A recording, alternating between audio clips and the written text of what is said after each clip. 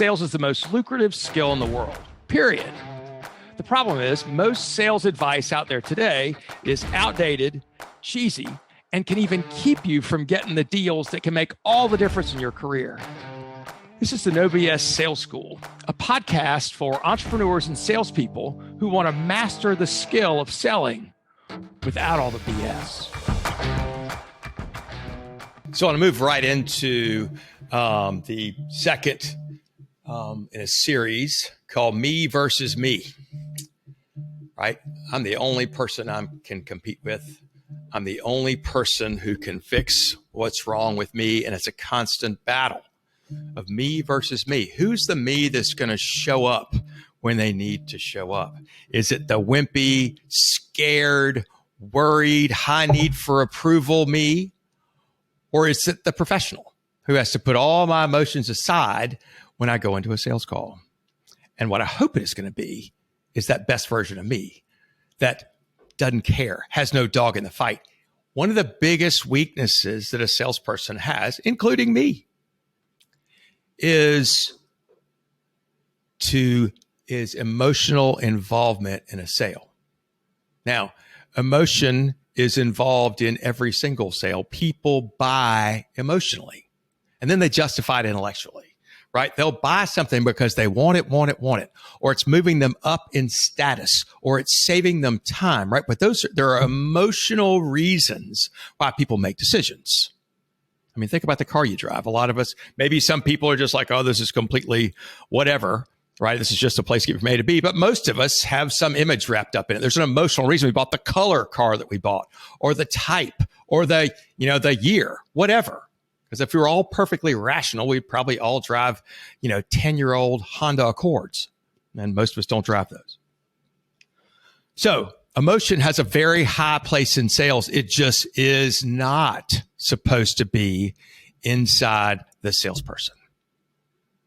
I want you to picture yourself back when you were dating. Maybe you are now, maybe not. But if you remember back in the day, maybe when you cared more about somebody else than they cared about you, right? And you're the one that's kind of needy, and you're kind of begging, and you're running from behind to try and catch up. You know how unattractive, as you look back at yourself during that time, how kind of embarrassed you are about that, right? And maybe you were on the other side of that sometime where somebody was needy and beggy and chasing you down and it really wasn't working out. Remember how unattractive that was? Same thing happens in sales, right? It's the same damn game. There is a lot of, pardon the expression, it's not perfect, romance. The thing is, your prospect needs to be romancing you. You're like, well, how the hell does that happen? Well, here's how it happens. In our conversations with people, right, as we're gathering information, we're gathering that person's opinions about their current situation. And if they admit or share any problems, then we've got to dig in and figure out, are those problems pain? Now, pain is an overused word in sales and in sales training. In my world, pain is an emotional, compelling reason why somebody ought to, needs to, wants to make a change, right? It's personal, compelling reason. It is emotional. Now, there are three levels. A problem is different than pain.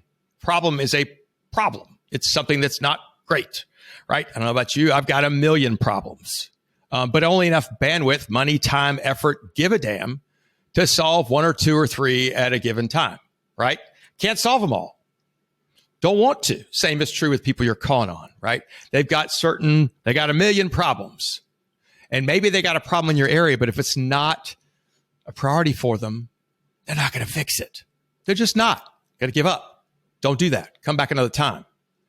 If we're emotionally involved, we want the sale worse than they do, right? We're the ones that are needy. We are pushy. We don't want to hear the word no. Right? Our feelings get hurt if it comes to a no. How could they possibly? We make it about us, right? When you go into a sales call, you can't care whether you live or die. Now, don't take me too literally. Don't get killed in a sales call, literally. But my point is, I want you to think about this. I want us to begin to redefine victory. I want us to define victory as getting a yes or a no. It's not making the sale. Making a sale's good, but so is getting a no in your first meeting or your second meeting or any time before, whatever, sooner rather than later. But if we get emotionally involved when, our pipeline's dry, we got nothing else. And all of a sudden, if this one goes away, shit, we're dead. It's ruined our quarter, our day, our week, our month, our year. We're going to lose objectivity. We're going to stop listening, right? Stop listening to the red flags that are right in front of us. We're going to have our happy ears on. We're only going to hear what we want to hear. Your prospect will be in complete control at that point. And you'll be dancing for pennies and probably no pennies at that point. Not only will you probably not get the deal, if you do, you'll have to give up a whole bunch of stuff, right? And you will have lost a lot of your dignity. I want you to picture before you go into a sales call that it's a setup, that Walker McKay, that son of a bitch, sets you up. This whole thing is a test to see how well, how much you can keep your emotions out. Now, don't get me wrong, you're not a robot. You are going to need to interact with your prospect, but you can't care more about it than they do. And as soon as somebody's saying, we really are okay, not sure we have to work on that, that's not really our top priority, or, yeah, you can send us information if you want to, you need to say, sounds to me like you're okay. At this point, I don't want to waste your time, right? I don't want to clog up your mailbox with something you're probably not going to read. The time you should call me is when you're struggling with this, upset about that, disappointed in this. And get up and walk out the damn door. Not in a rude way, in a kind way, in a way that you're respecting them for what it is. Now, if you want to play the game, not really play the game, if you want to take it to the next level, and you say, look, sounds like you're fine. I'm going to close your file. No big deal. I appreciate you taking the time to talk with me. And get up to leave. And when you get to the door, turn around and say, can I ask you something before I go? And they'll say, sure. And think of a question. Are you being straight with me? Might be a question. Or maybe the question is, you shared you had problems with the A, B, and C, and yet you said there weren't things that you cared about right now. You being real with me?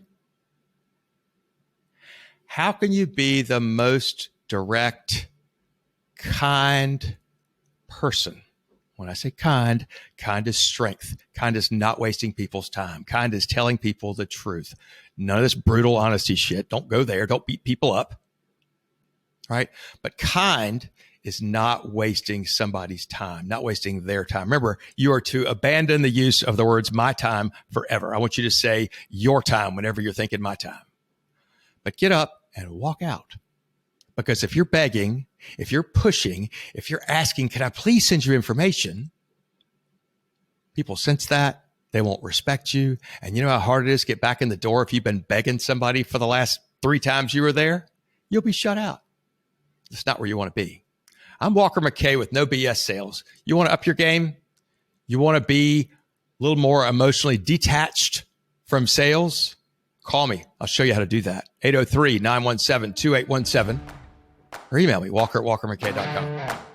Thanks for listening to the No BS Sales School podcast. If you haven't already, please take 1 minute to write a quick review for the show. It really does make a huge difference. Also, subscribe to the show and please forward this episode to somebody else who needs to hear it. As a bonus for listening, I'm going to give you access to a free mini course, 7 expensive sales mistakes you're making and what you can do about it. Go to www.7salesmistakes.com and get access to the free mini course. That's the number 7salesmistakes.com. Thanks again for listening to the No BS Sales School podcast.